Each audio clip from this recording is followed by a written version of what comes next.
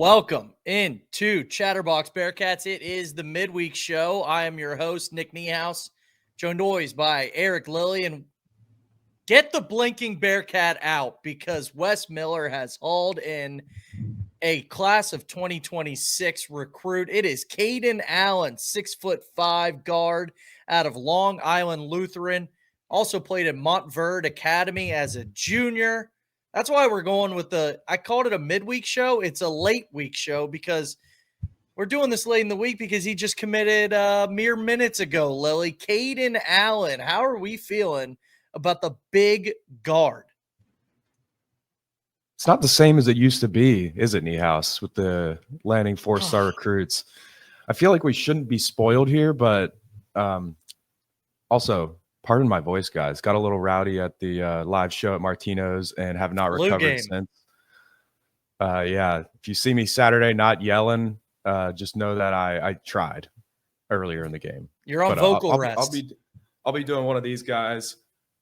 So we've been recruiting this guy for almost 2 years now, November 2023. And Kayden Allen was a top 15 recruit last September or last October. A year ago, he was a top 15 5-star recruit. These guys are fascinating to me because you can see why they go down to 48, but you can also see why they were there in the first place. And Kayden Allen's Final Four was Ole Miss, Cincinnati, Georgia Tech, Cal. Not a bad Final Four, but, nothing crazy. But he had that UL offer, that Tennessee offer, the Kansas offer, Auburn, Michigan. I don't think those were committable at this point, just based on his ranking falling.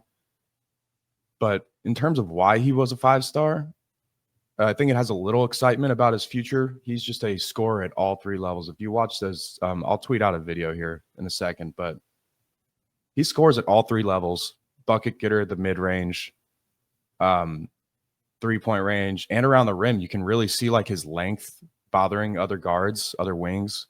He's got really long arms, size, like physicality for a guard / wing, I think.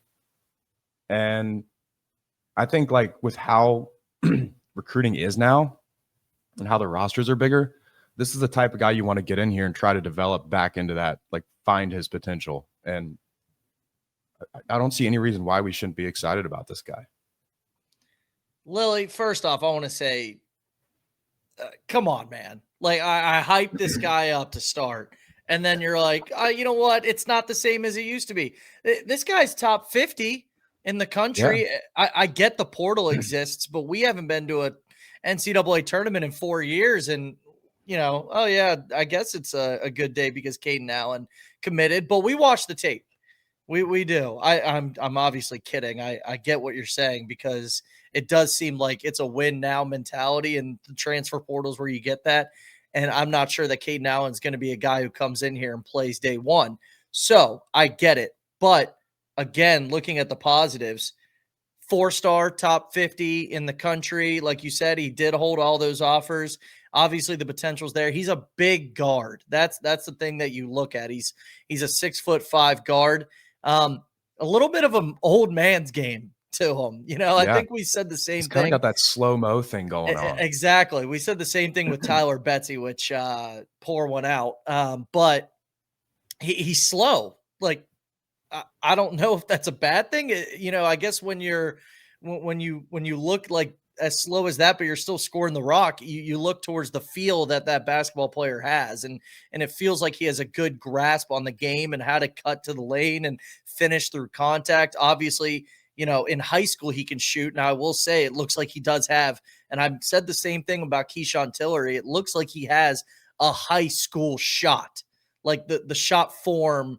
Maybe the shot doctor needs to tinker with it a little bit once he gets to Clifton, because I think that can be improved for sure. But they go in, obviously I watched the YouTube video of his highlights. He made every single one there, I joke. Yeah. Obviously they're not posting misses. That'll continue for sure. But no, I think, I liked what I saw because you spend the first minute or half on the tape and you're like, this guy's not really too athletic. He's not too fast. He's not slam dunking. And then he has a breakaway backwards, backhanded dunk. And you're like, okay, you could definitely see that there's potential there. And, he scored off pick and rolls. He scored off, handoffs. So the potential is definitely there, Lily. Anything you saw on the tape? So the slow-mo thing is something, one of the first things I noticed with, like calm, cool, and collected. And I was talking with some buddies about it. It's so hard to like decide if that is good or bad. And we just saw Betsy have not a great freshman year. So I think the UC fans that would see that might think it's a bad thing. But I think the biggest difference between Kayden Allen and Betsy is the scoring at all three levels. I don't really remember Betsy. I mean, he did it at the high school level, mid-range, at the rim, but his was a lot more threes. Mm-hmm. This guy, every highlight was rotating between three, mid-range, around the rim. Looked a little more comfortable around the rim for sure.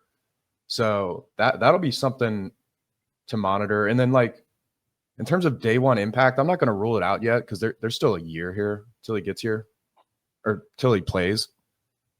And if you're that good of a scorer, let's say like how we talk about Sean Abayev, I don't think he's going to get to that level this year. Yeah.